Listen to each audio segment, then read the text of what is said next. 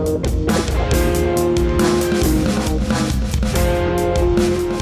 guys, how's it going? I'm Sydney from PhoneDoc.com, and this is the Samsung Flight 2. It is a messaging phone from AT&T, but it is only available at Radio Shack right now. So if you want to get it, you have to go to Radio Shack to buy it. But it is a great little messaging phone. It has a full slide-out QWERTY keyboard, which is a little different from the original Samsung Flight, which was a vertical slider, so the keyboard slid out from the bottom. But other than that, it's just a basic messaging phone. It has a 2 megapixel camera. It also has a 3.5 millimeter headphone jack, which is nice to see, and interestingly, a capacitive touchscreen. So I'm going to do a full review for you guys and see if this is a nice upgrade from the original Samsung Flight, and also in comparison to the other offerings on AT&T right now.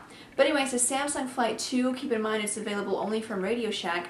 I'm Sydney from PhoneDoc.com. Let's go check it out. Okay, so this is the Samsung Flight 2, and again, just from a standard messaging phone point of view, it just has a basic design. On the front here you have your 3-inch touchscreen display. It's actually a capacitive touchscreen, which is pretty different for most standard messaging phones. I'll get back to that in just a little bit.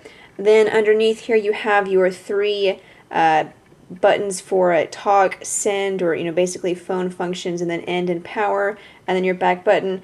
As far as design goes, these are kind of similar to the original Samsung Flight, but just a little bit different, a little bit smaller. Obviously the biggest difference between the Samsung Flight 2 and the original Samsung Flight is that the original was a vertical slider. The keyboard slid out from the bottom, whereas this one, it slides out to the left. And I think it's a definite improvement because it gives you more space. Now, because it is a different design, the keys are different. Whereas on the first one, they were kind of squished together in that more chiclet style, and definitely more raised. These are more flat. They're more squarish, there's more separation between them. So it's definitely a different design. I think that both of them are great. I like both of them. That I guess could just depend on personal preference. If you liked that other keyboard, then this may take a little bit of getting used to. One thing that's nice to note is that it has 3 dedicated rows for letters, and so the space bar is in its own row. I know a lot of people wonder, like, why is that such a big deal? And if you were to type on a keyboard like this, and then you were used to that, you're used to that style. A computer keyboard is the same way. It has its own row for a space bar, and then you go to a phone that has a space bar in between the V and the B here, you'll notice that it's definitely a difference. And so it is something that can be kind of frustrating. So it is nice whenever it has its own space bar row. It's not a big deal. I mean, you can easily get used to it either way, but a lot of people that would bother them, so it's nice to have that. Then you have your function button. The shift button is right there, and functionality with the shift button is kind of weird because it doesn't function as just a normal, you press it and it capitalizes the letters. And so I'll go here and I'll show you really quick. So say I'm typing and I want to capitalize the first letter in the next word. So I push shift, and you'll see it capitalizes every letter. And so you're like, okay, I didn't really want that. And so you push it again, and then it does only the first letter. Okay, and then jumps. If you're wondering why I'm typing so slow, it's because I have the camera in my way. So, and then if you press it again, it goes back to, so by pressing shift once, it capitalizes every letter. By pressing it twice, it capitalizes only the first letter. That can actually get annoying. It may seem like a really small thing, and it may seem like I'm being really picky, but it is something that confused me because I didn't know that it came with that feature. Then I had to figure it out, and then I had to get used to typing that way. So just a small thing to note. But then you do have some navigational arrows here, then an OK button. You also have a number pad. The numbers are the same size as the letters.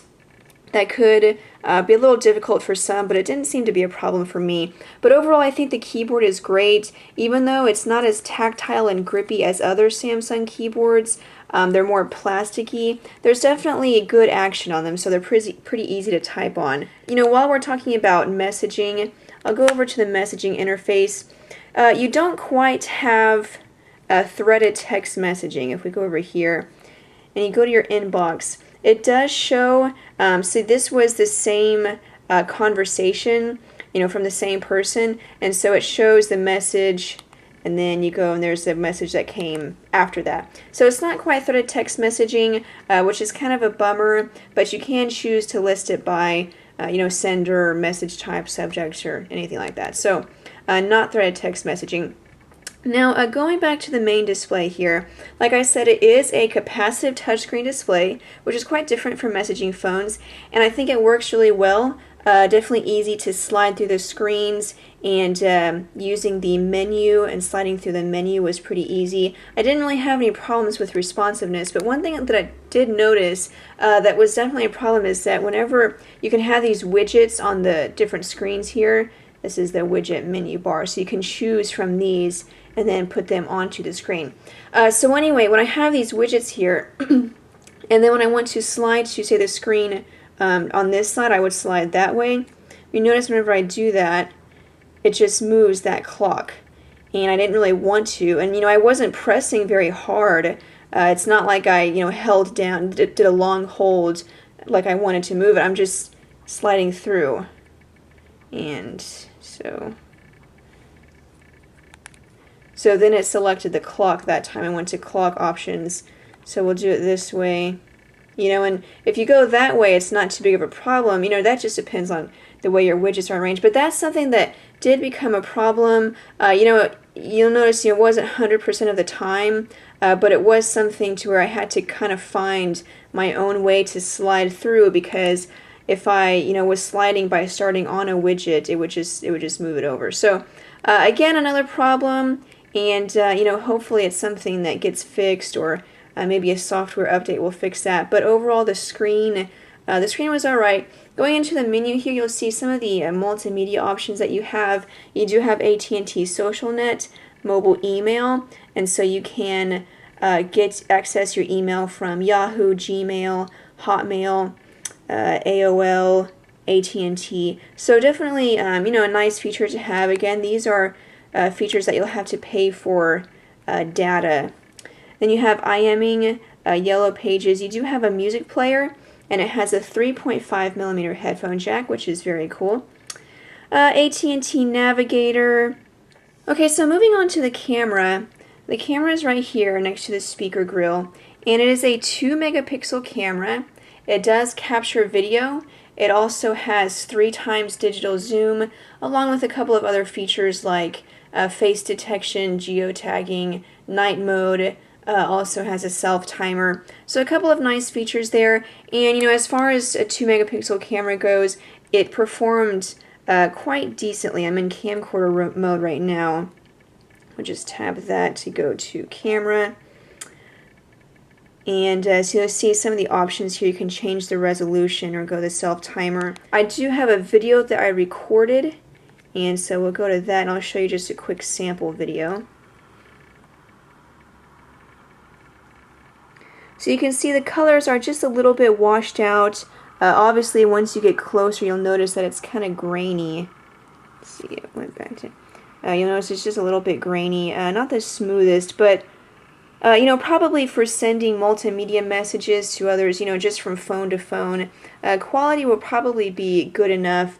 Same thing with the pictures. While it was just a little bit blurry and the colors didn't show up too well, just for sending, basic pictures as a text message or emailing it to somebody would probably be good enough.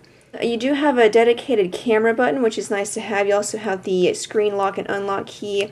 This is the micro USB port. As I mentioned, the 3.5mm headphone jack, volume rocker buttons, and this is the task menu button. Underneath here is the battery, and it is a 1000 milliamp hour battery.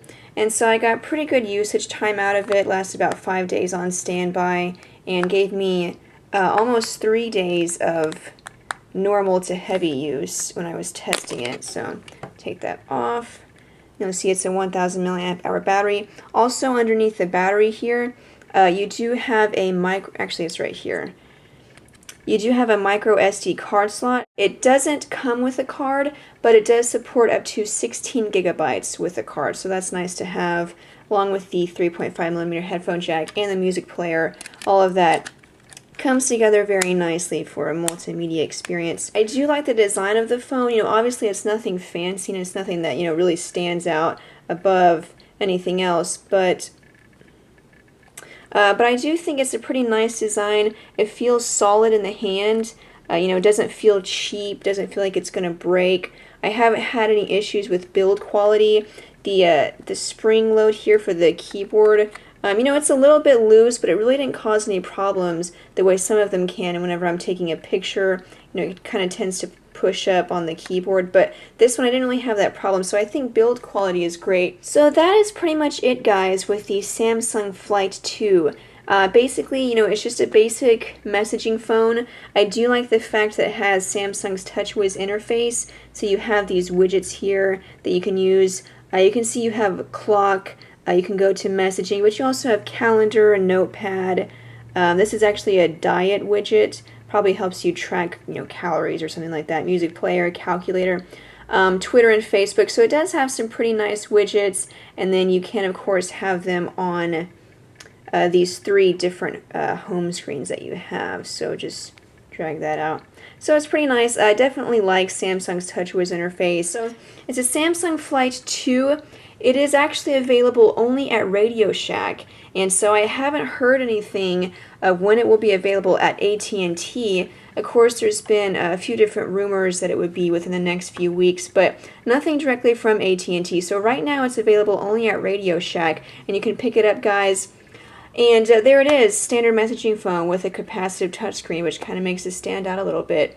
By the way, this touchscreen has a resolution of 240 by 400. Forgot to mention that. But anyway, thank you so much, guys, for watching. If you have any other questions, you can follow me on Twitter. It's My Job to Know is my Twitter screen name. Or you can leave a message in our forums at PhoneDoc.com. And be sure and keep it on PhoneDoc.com because we're going to have plenty of news, reviews, updates, dog fights, plenty of content for you guys. So be sure and check out PhoneDoc.com. But anyway, thank you so much, guys, for watching. I'm Sydney, and I'll see you guys later.